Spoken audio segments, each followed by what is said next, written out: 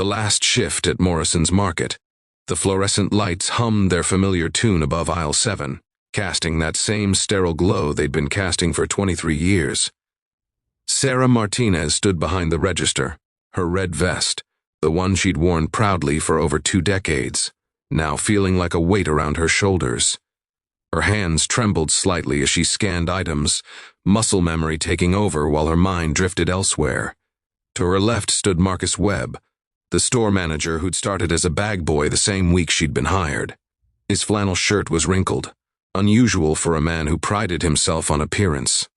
He wasn't looking at her directly, couldn't seem to meet her eyes, and that told Sarah everything she needed to know before he'd even opened his mouth that morning. On her right, Danny Reeves leaned against the counter in his teal button-down, the fabric catching the overhead lights. Danny had been her work husband for 15 years, the guy who covered her shifts when her daughter was sick, who remembered her coffee order, who made the long hours bearable with his terrible jokes and infectious laugh. Today there was no laughter. His face was drawn, aged somehow, as if the weight of what was happening had physically pressed years into his features overnight. Behind them, in the background where the shelves stretched toward infinity like some cruel metaphor for endless struggle, 2 corporate representatives stood watching. They were always watching lately. Black suits, black souls, Sarah thought bitterly. They'd descended on Morrison's Market 3 months ago with their clipboards and tablets, timing bathroom breaks, measuring the seconds it took to scan groceries, calculating the precise monetary value of human beings who'd given their lives to this place. Sarah, Marcus had said that morning, his voice cracking on her name. Can we talk in the office? She'd known. Of course she'd known. The rumors had been swirling for weeks. Morrison's Market, a family-owned cornerstone of their small Ohio community since 1972, had been sold to a national chain. Restructuring, they called it. Optimization of labor resources. Corporate speak for, you're disposable.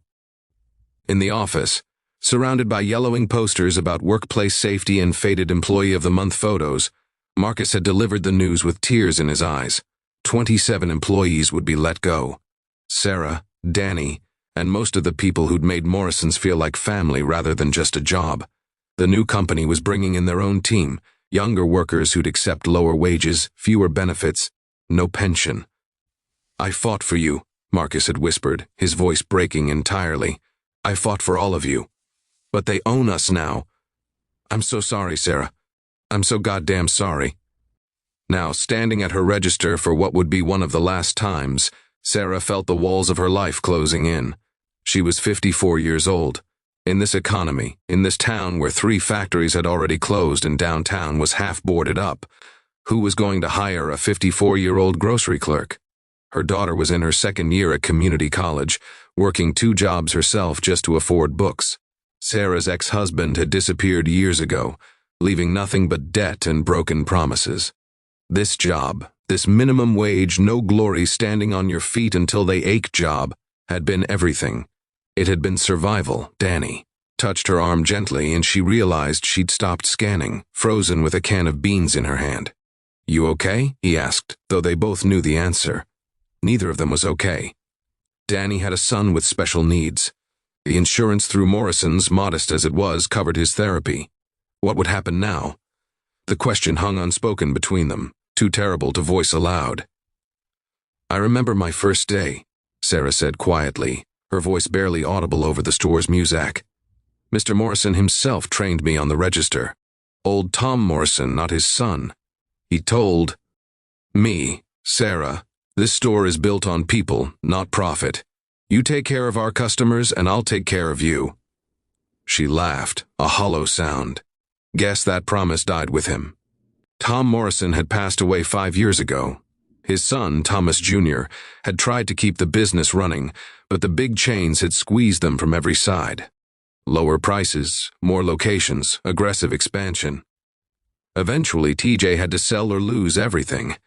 Sarah understood, even as her heart broke. He'd tried. They'd all tried. It's not right, Marcus said, his voice thick with emotion. None of this is right. You've given this place everything. Danny, you trained half the current staff. Sarah, you're the backbone of this store. Customers ask for you by name. Mrs. Henderson still brings you flowers on your birthday, for God's sake. Corporate doesn't care about flowers, Danny said bitterly, staring at the two suits in the distance. They care about quarterly earnings reports and shareholder value. We're just line items on a spreadsheet, expenses to be minimized. Sarah thought about Mrs. Henderson, about the hundreds of faces she'd seen week after week, year after year. She'd watched their children grow up, celebrated weddings, mourned losses. When old Mr. Patterson's wife died, Sarah had been at the funeral. When the Kowalski's daughter made honor roll, they'd brought the certificate to show her. This wasn't just a job. This was community. This was connection. This was proof that she mattered, that her life had purpose beyond just existing. What would she tell her daughter, Elena? How would she explain that hard work and loyalty meant nothing anymore? That you could give 23 years to a place and be discarded when the numbers didn't add up? What kind of lesson was that? What kind of world had they built where human beings were so easily erased? I don't know how to do anything else, Sarah admitted, the words tasting like ash. This is all I know. I never finished college. I got pregnant, got married, got divorced, and worked here through all of it. This place raised my daughter as much as I did. Where do I go from here? The question echoed through Morrison's Market, bouncing off the polished floors and organized shelves. Where did any of them go? Marcus would survive. Management positions were being retained, but he'd have to work for people who saw his employees as expendable. Danny was already checking job listings on his phone during breaks, finding nothing that would cover his family's needs. And Sarah was staring into an abyss. The American dream, she thought bitterly. Work hard, play by the rules, and you'll be okay. What a lie that had turned out to be. She'd worked hard, she'd played by every rule they'd written, and now at 54, with a teenage daughter depending on her, she was being thrown away like expired produce. Remember when we used to talk about retiring together? Danny asked, attempting a smile that didn't reach his eyes. We'd joke about collecting our pensions, taking that road trip to see the Grand Canyon. Pensions, Sarah repeated. Those don't exist anymore either, do they? Just 401ks that crash with the stock market and healthcare that bankrupts you if you actually get sick. Behind them, one of the corporate representatives checked his watch, impatient. They had 6 more stores to visit this week, 6 more communities to dismantle in the name of efficiency. To him, this was just Tuesday. To Sarah, Danny, and Marcus, this was the end of everything they'd built.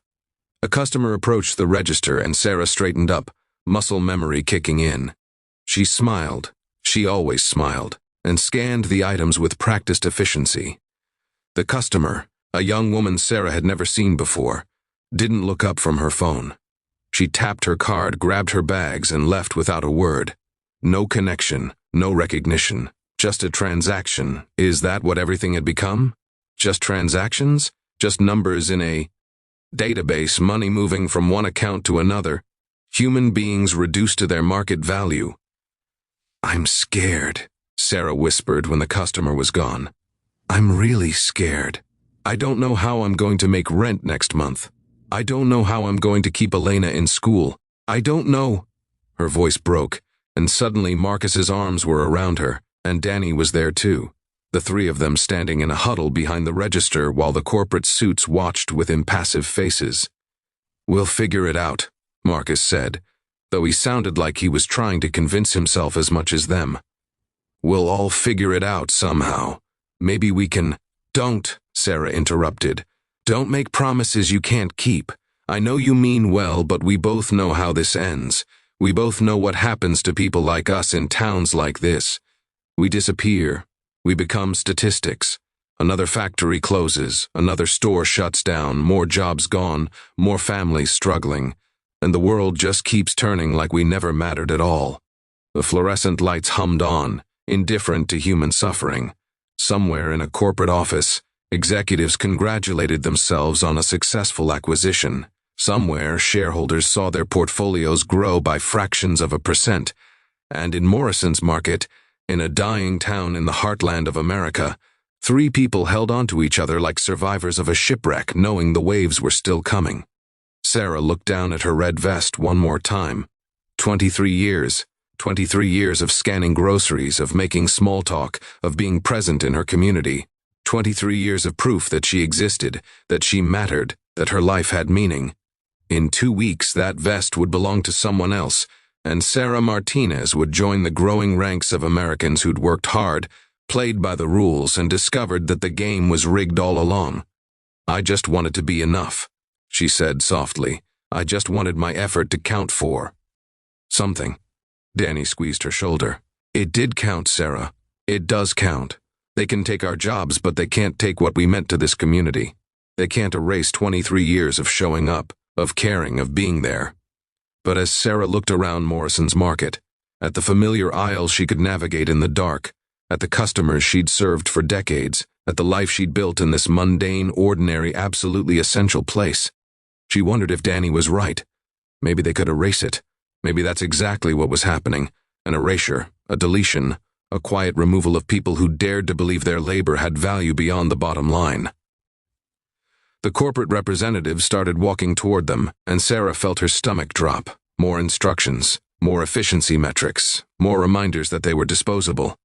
But she stood tall. She'd stand tall until the very last shift, until they physically removed her from this place. Because someone had to remember, someone had to bear witness to what was being lost. Not just jobs, but dignity. Not just income, but identity. Not just employment, but entire worlds built on showing up day after day, year after year, mattering to someone. Sarah Martinez mattered.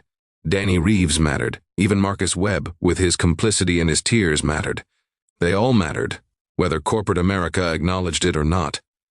The fluorescent lights hummed on, bearing witness to the slow death of an American promise that had already been broken so many times before.